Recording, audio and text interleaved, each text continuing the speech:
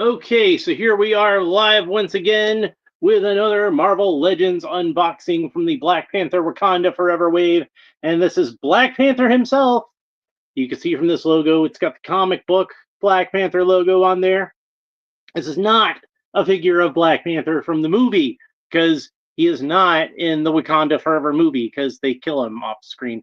So, unfortunately, the actor who played Black Panther in the MCU, uh, Chadwick Boseman, passed away, unfortunately, far too soon.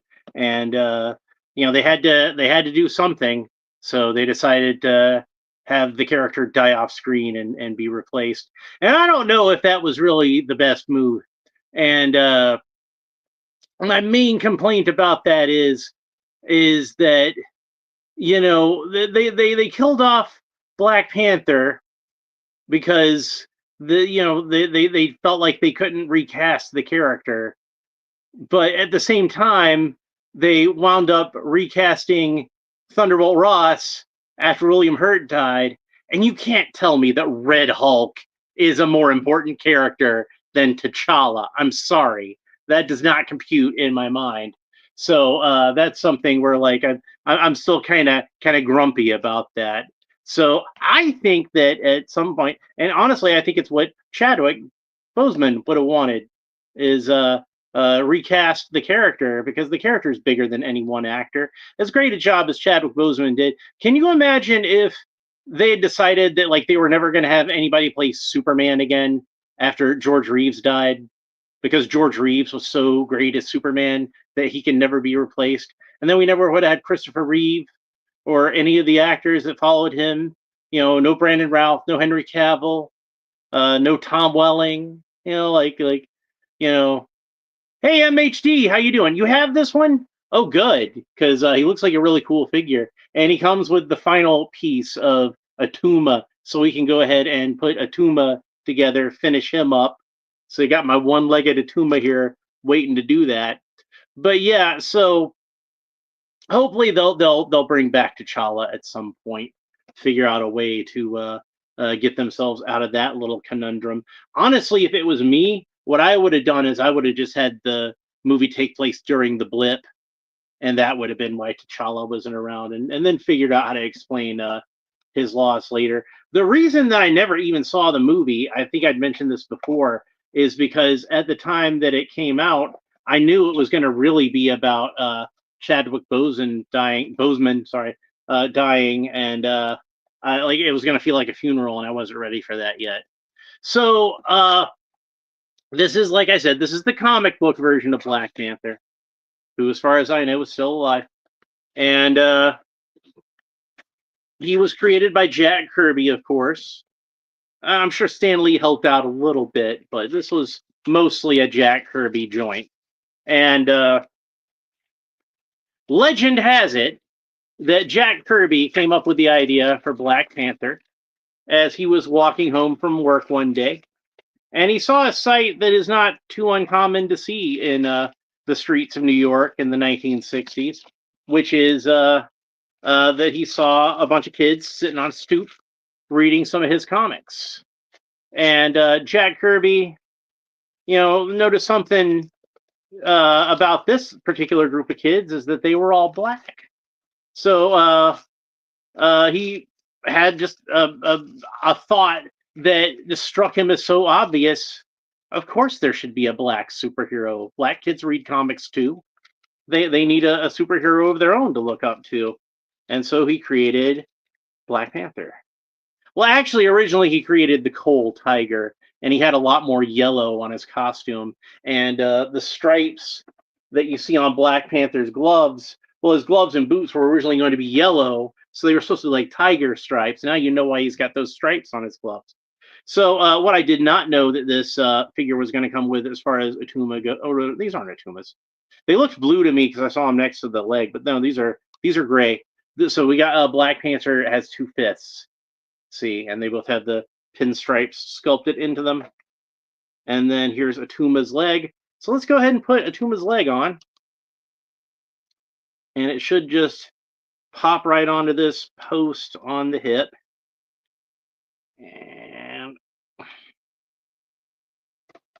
See if I can get it on all the way. There we go. And now we have Atuma finally complete. There we go. And of course, the main reason I bought the whole wave is because, I already had bought most of the wave anyway. And I figured I might as well get the last of the figures and make sure that I complete the Build-A-Figure. So there we have Atuma. All right, so let's go ahead and get Black Panther out of the paper envelope here. Now, Black Panther was introduced into Fantastic Four, and which was Marvel's most popular and important comic book of the Silver Age. So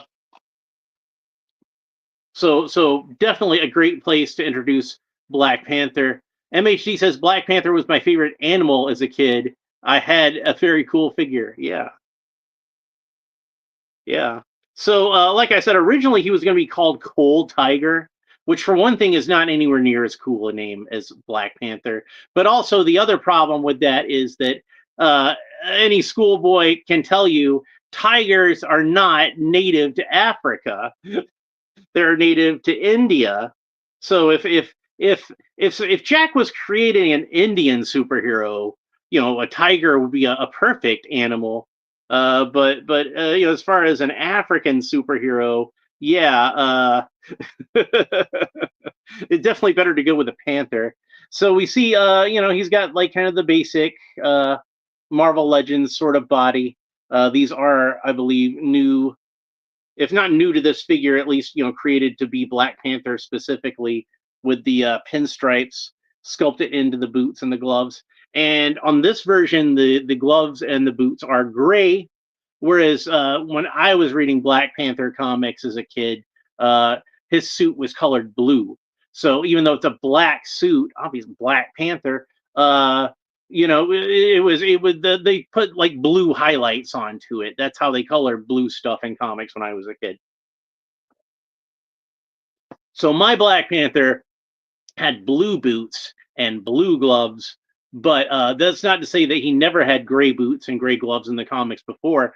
In fact, very recently I'd seen some pages again. I hadn't read the comic in years, but a friend of mine had posted on Facebook some panels from the 1980s Fantastic Four run by John Byrne, and he had actually had Black Panther, I think, shaded instead of blue color with gray Zipatone. So he wound up having gray boots and gray gloves. So I kind of wonder, and also Byrne had drawn him with the cape again, which he hadn't been drawn with the cape since like Kirby did it in the 60s.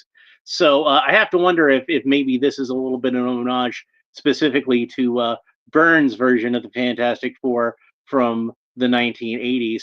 MHG says, never heard of Cold Tiger character. Now I'm looking it up. He looks cool too. As always, great content from you, Alan. Oh, well, thanks. That's nice. That's nice to hear. Thank you for saying that. Very kind. So if we pop his head off, then I think we can pull his cape over his shoulders. And if you want to display Black Panther without the cape, it's very easy to remove it. It's just got this kind of strap that goes around the whole torso. Pull it down over his legs like you just saw that I did, and then we can pop his head back on there, and then we have this is what he usually looked like in comics when I was a kid, just a black bodysuit. Like I said, he didn't really have the cape for like most of the 70s and 80s until Byrne brought it back. And then when I first saw him with the cape was the first Black Panther comics I ever read. Now, I'd read the character in comics before, like in the Avengers and whatnot, and crossovers and such. But the first time that I ever read Black Panther in his own comic was the miniseries in the 1980s that was drawn by Dennis Cowan.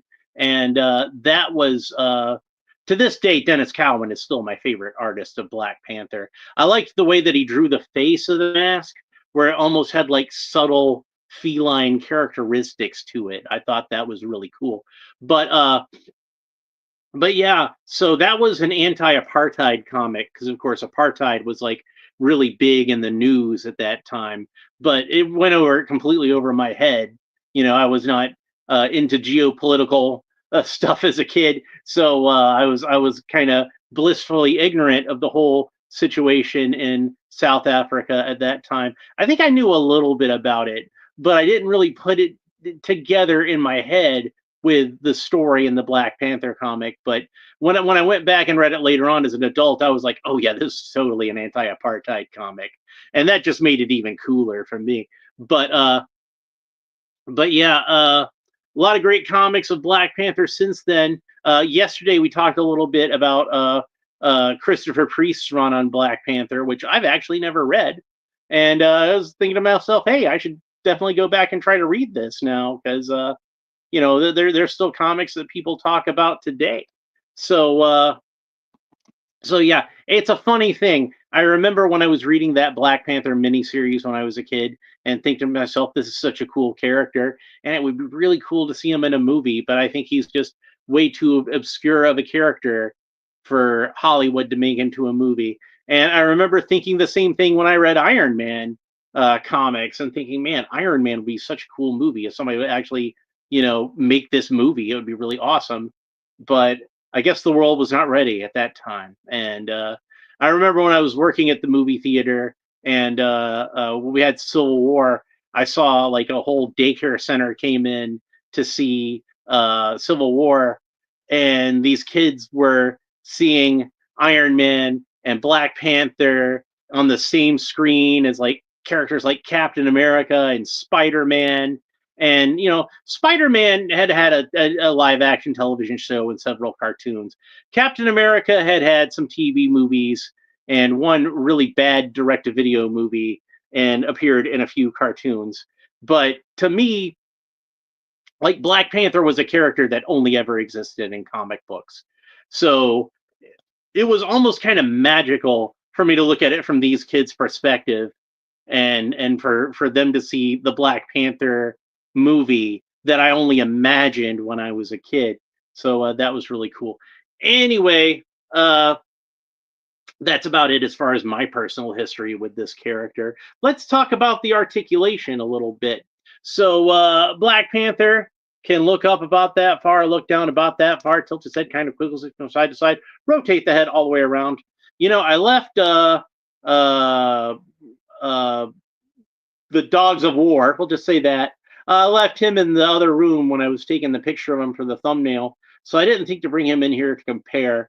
But I'm like I said, I figure they probably share a lot of the same body parts, but not all the same body parts. This is a different torso because Black Panther has butterfly joints, and they move backwards about that far and forwards about that far, and then of course rotate all the way around at the shoulder, and his arms can raise up about that far. He's got the typical Marvel Legends ab crunch. He can bend forward that far, bend backward about that far.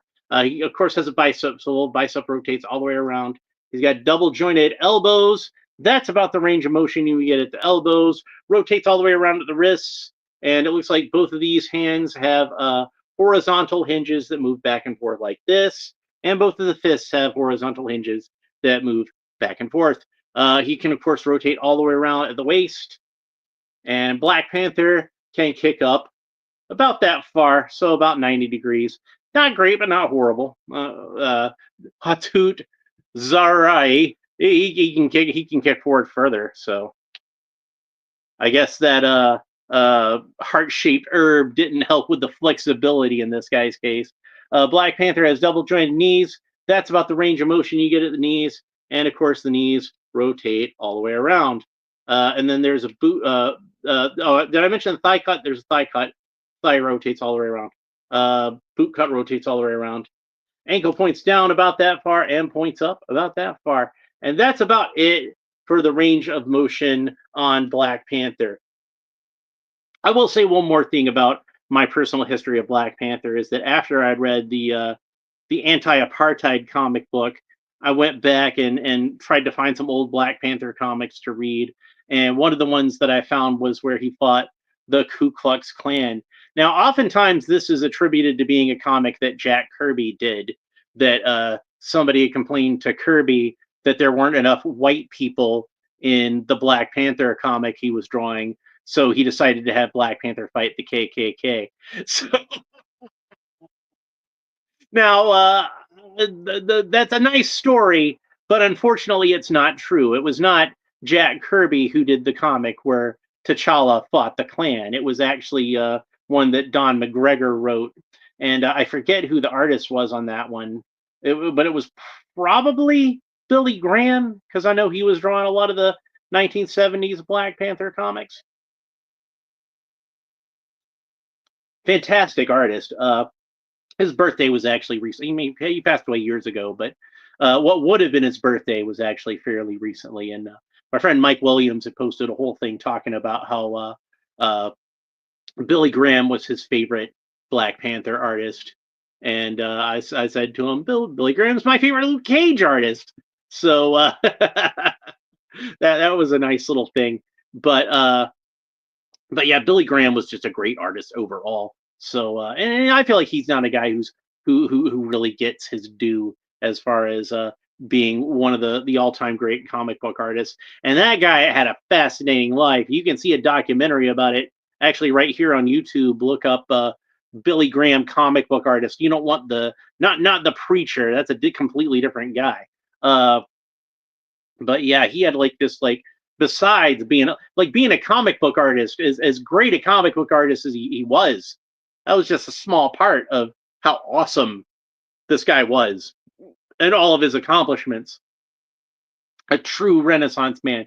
It's almost like the same way I talk about Larry Hama, whereas like I could name any one of Larry Hama's accomplishments, and if it was like the only thing he did, where it's like, wow, he was on an episode of MASH, like that's impressive, but he just did so much, and he's such a humble guy, you know. But anyway, I'm off on a tangent talking about comic book artists I respect when this is a video talking about this Black Panther action figure, and it's a really cool action figure. You should pick it up. Now, Black Panther's had a lot of great action figures over the years, and chances are, if you collect Marvel Legends for a long time, you've probably got one or two different Black Panther figures. So you're probably wondering, is this worth picking up if I already have, you know, a fair amount of comic book Black Panther figures, and I'd say yes. I think he's just unique enough that he would stand out among the other figures on your shelf. But the more important thing is like I kind of feel like it's important to keep sort of default comic book versions of the characters on the shelves. Like every few years, they should probably put out another comic book style Black Panther figure. The same way that every few years they should probably put out a brown Wolverine or a gray Hulk or like any other character in the comic book that you would want to have frequently. Maybe not to the extent of Spider-Man, where I kind of feel like they should just always 100% of the time have a comic book version of Spider-Man on the shelf in the classic Spider-Man costume, because every kid is going to want a Spider-Man figure. I'd say like at least 95% of kids would want a Black Panther, but he's not as popular as Spider-Man. I mean, nobody's as popular as Spider-Man as far as superheroes go. Maybe Batman, maybe, but I think Spider-Man even edges out the Dark Knight. I'm sorry to say, and you know what a big Batman fan I am. So it's like I take no great pleasure in saying that. I will say what would be really cool is if they did another mold of this version of Black Panther in like dark navy blue. I think that would look really, really cool. So, and I know the character's name is Black Panther, but like I said, in the comic book, when I was a kid, they colored him with blue highlights. So even though, like, as a kid, I knew and understood that he's wearing a black outfit at the same time, I still kind of associate him with that blue character in my mind, in my nostalgic part of my mind. So let's go ahead and put the cape back on him because I'm about to go take a picture for the thumbnail. And I want to know what you think about Black Panther. So leave me a comment below. Let me know what you think about this character, both this figure and just the character in general. And what's some of your favorite action figures that have ever been made of Black Panther? I want to hear about it in the comments. So also make sure that you like and subscribe and all that under the other fun YouTube stuff down below. we are now finished with our Marvel Legends Black Panther Wakanda Forever wave. And, we finished on a strong note, I think, with the best figure in the wave. Honestly, this. If you only buy one figure in this wave, make it this Black Panther figure. He's awesome. So, coming up next, even though we're done with Black Panther, it's still Black History Month. So I've still got a few more figures to go over with for Black History Month. So let's have a look at what we've got coming in the next week. Oh yeah, have a great day to you too, MHD. Always good to see you. So our next episode, which should be Monday, we've got 5 days of February left. And that means I've got 5 more figures of Black History Month. So these are the figures that we're going to have in the next week. We got Mr. Terrific, and I got him a while back. I've been sitting on him. He's another one that once I decided I was going to do some Black History Month figures, I said, hey, Mr. Terrific, there's one right there. And then we have Batman. This is the future state version of Batman, a.k.a. Luke Fox. And you can see I paid a mere $5 for this figure. Found him on clearance at Walmart a while back. Put him aside in my stack of DC Multiverse figures to be opened. And didn't get around to him for a while. Realized, hey, Black History Month, that'll fit the theme, won't it? And, I'm going to find any excuse to fit Batman into any kind of theme I got. So you knew I was going to find some way to get a Batman figure in there. Then we got Nick Fury, Samuel L. Jackson as the MCU version of Marvel's Spy Master. So we'll be talking a little bit about that. And then, next, Pighead, who is the archenemy of Sunman. So I've had this one for a while. This is the Masterverse version of Pighead. So we'll finally get around to opening that. And then, whoops. Sorry, Clawful. I got something to say about that in a minute, but we're not there yet. Then we got the Masterverse version of Pighead, and then finally the last figure in our Black History Month theme. Yep. And we finally got Sunman, the Origins version of Sunman. I do think it's funny that I have the Masterverse version of Pighead and the Origins version of Sunman, but sometimes that's just the way things work. Now, I did go ahead and order on eBay. I found it for cheap on eBay, the old Target exclusive set that they put out that was Sunman and Pighead and Space Sumo for the for the Target exclusive 3-pack. So I'll have those on the way. But they're not going to be ready for Black History. They're not going to be here in time for Black History Month. So that's just going to have to be just a regular Masters of the Universe Origins unboxing. And you're just not going to cooperate with me, are you? There we go. Whatever. As long as it stays up there. So yeah, my plan is to do Sunman as our final Black History Month character, and then use that to segue into more Masters of the Universe figures, which I got like a big stack over here in Masters of the Universe already. We got Clawful from the Filmation cartoon collection. We got the Masterverse version of Grizzlor. We got China from Masters of the WWE Universe. And we've got even more stuff to come. Plus, we got Superpowers. We got G.I. Joe Classified. We still got a ton more of DC Multiverse, and we've got more Marvel Legends figures that I found while I was digging around for other stuff. And I'm like, oh yeah, I still need to open this figure, don't I? So the days are just packed, man. It's going to be, you thought February was an awesome month. It looks like March is going to be even more epic with even more of our favorite characters and lots of really cool stuff ahead. So you don't want to miss the party. Make sure you like and subscribe. All the fun YouTube stuff down below. Leave a comment. Let me know what you think about Black Panther. Thanks for watching. We will talk to you next time. Bye.